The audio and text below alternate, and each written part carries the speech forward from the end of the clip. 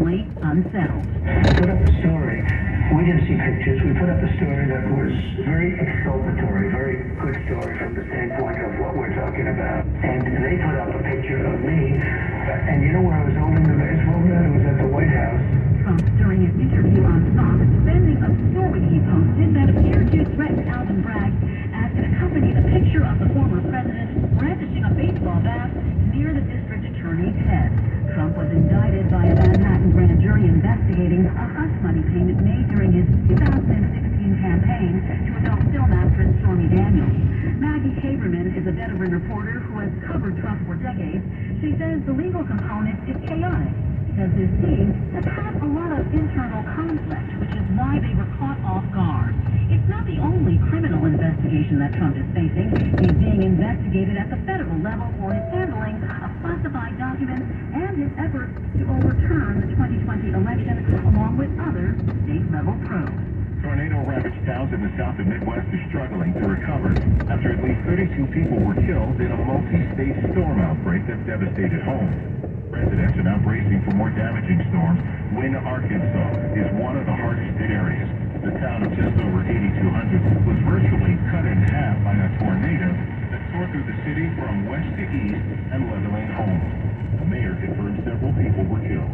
1 in 4 Colorado teens reportedly say they could get access to a loaded gun within 24 hours, according to a survey in the medical journal JAMA Pediatrics that also found half of those teens claimed they could get one in under 10 minutes. The results come as Colorado residents are heartbroken after another school shooting last month. A 17-year-old student shot and wounded 2 school administrators at East High School in Denver and was later found dead from a self-inflicted gunshot wound. Another East High student was fatally shot in February while sitting inside his car outside school. McDonald's has shuttered its U.S. offices for a few days as the company announces employee layoffs. The fast food giant has more than 150,000 corporate executives, and the Wall Street Journal reports an internal email is advising U.S. corporate workers and some overseas staff to work from home for now. Although the U.S. labor market is robust, layoffs have been looming, mostly in the technology sector. After a pandemic boom, IBM, Amazon, Twitter, and DoorDash have all announced layoffs in the past few months. McDonald's is a proud founding partner of the Black Information Network. For more on these stories and international, national, state, and local news affecting the Black community, listen to the Black Information Network on the iHeartRadio app or log on to BINnews.com. On social media, follow the BIN on Instagram, Facebook, and TikTok at Black Information Network and on Twitter at Black Infonet. I'm Terry McCready along with Travis Brown on your home for 24/7 News, the Black Information Network.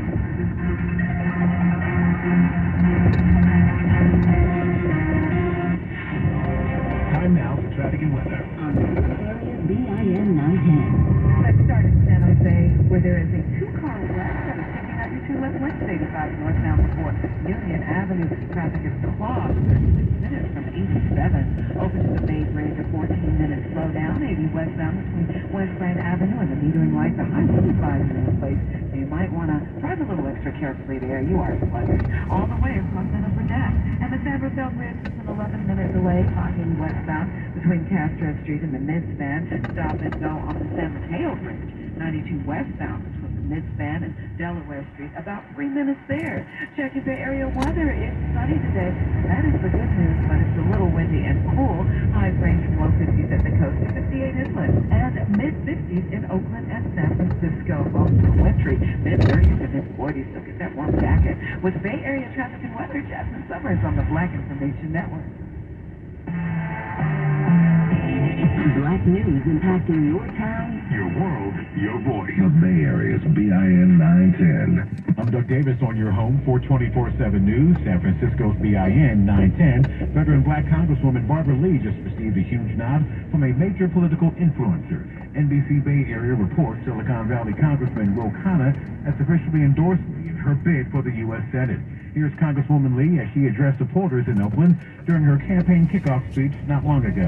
Only 2 black women have served in the United States Senate since 1789. So when someone tries to tell me that a black woman of my age, with all the experience I bring to the table can't win a fight, I just smile to myself and I say, watch me. In his official statement, Connor wrote, quote, "I'm excited and proud to endorse my good friend Barbara Lee for U.S. Senate. Barbara is a progressive leader Californians need right now, and her solid record as one of Congress's most outspoken champions of justice speaks for itself." Rumors swirled around political circles in the Bay Area that Connor may run for the seat. With all the talk surrounding San Francisco's proposal to put $5 million in reparations to black residents, the California State Reparations Task Force met up for a few days in Sacramento to finalize its recommendations to the state. The task force, however, will not submit suggestions on how much black California residents will get paid. Chairwoman Camilla Moore said that responsibility lies with state lawmakers. I spoke to Moore exclusively about it. We were required to advise the state legislature on the methodology around compensation, which means identifying who should be eligible. We pretty much make the argument that there's state culpability, thus there needs to be compensation from the state, in total valued at over $800 billion. Moore said the advisory board also approved draft sections related to non-compensatory policy recommendations.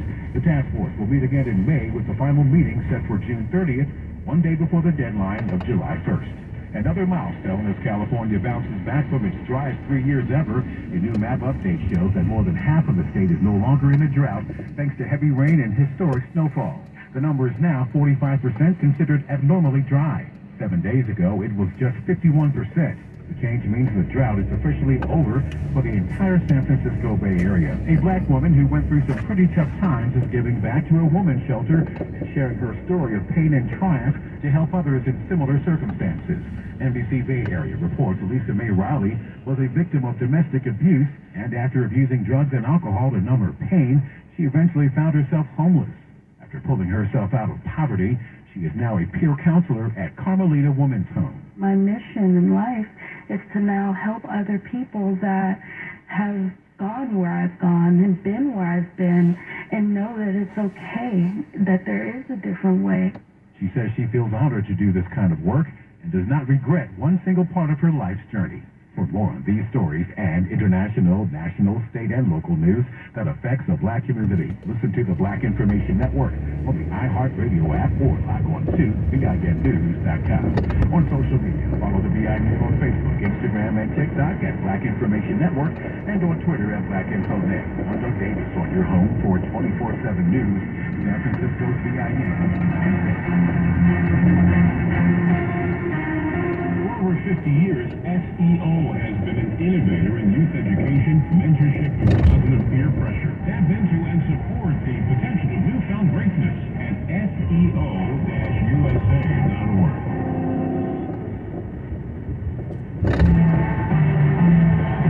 The power of information, keeping you up to date on the Black Information Network. The Bay Area, BIN 910.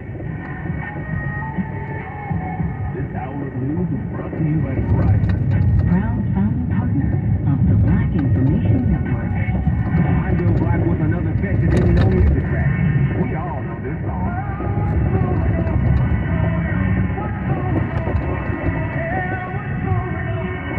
That's Marvin Gaye's What's Going On, recorded in 1970. It's a song about war, racism, and things African Americans were going through at that time. Now on background vocals of this song were legendary Detroit Lions Slim Berry and Mel Farr.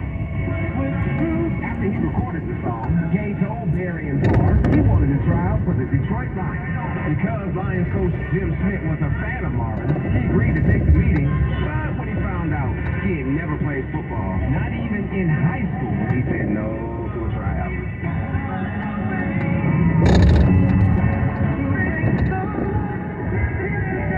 Even though Marvin never got to give us classic football moves, he left us with a legacy of songs. I'm Bill Black, and that's another Bet You Didn't Know Music fact on the Black Information Network. Thank you to women whose sacrifices, determination, and strength. The real content of any kind of revolutionary thrust lies in the principles and the goals that you're striving for. Made this country better. I am standing here today by the grace of God as testament to the love and support that I've received. And thank you for celebrating Women's History Month With the Black Information Network. the Bay Area's BIN 910 and on the iHeartRadio app. Hey, sisters. I'm so excited for spring. I don't know about you all, but when spring comes around, I'm always fantasizing that I'm luxuriating about in a gorgeous backyard of tulips or watering my hanging flowers in my flowy robe like the goddess I think I am. But the only green thumb I have is from my manicure, so I need some help here. A friend did put me on the Lowe's lawn and garden area, and I'm kind of excited. For the brave DIY girlies, they claim they have perennial flowers that anyone can grow. They said anyone, so I love a challenge. They've got all the tools and information that I can use to make my flower fantasy a reality. Girl, Lowe's helps you dream big and live the luxe life you deserve without breaking the bank. So check them out at Lowe's.com now.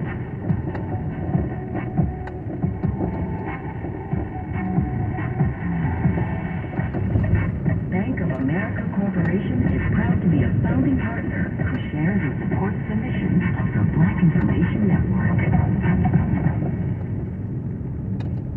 Heart disease is the #1 cause of death of women in the U.S. each year, meaning it causes 1 in 5 deaths among our mothers, sisters, friends, and more. CBS is partnering with the American Heart Association for this year's Go Red for Women campaign and helping educate us about the ways heart disease in women is not like heart disease in men. With us today on the Black Information Network is Minute Clinic board-certified provider Shawn Coleman to tell us more. Thank you for joining us, Shawn. Thank you. I'm glad to be here today. Do women realize what a big risk heart disease is? Yeah, unfortunately, only 44% of women in the United States recognize that cardiovascular disease is their greatest health threat. It kills more women than all forms of cancer combined, including more than 50,000 Black women annually. Among Black women ages 20 years and up, nearly 59% have cardiovascular disease. And what are some ways that you can help prevent heart disease? Making healthy lifestyle choices. You can keep your blood pressure, cholesterol, and sugar levels normal, which will in turn lower your risk for heart disease and heart attack. If you are someone with high cholesterol, high blood pressure, or diabetes, it's important to know your numbers. You can visit Minute Clinic to have your cholesterol, blood pressure, and your sugar levels checked. Minute Clinic at CVS offers heart health screenings and education to help both women and men understand their risk for cardiovascular disease. Learn more by visiting cvs.com/women. The more you know, the more you can help save lives. I know that's right. We're speaking with CVS Minute Clinic. And that guy's driving very recklessly.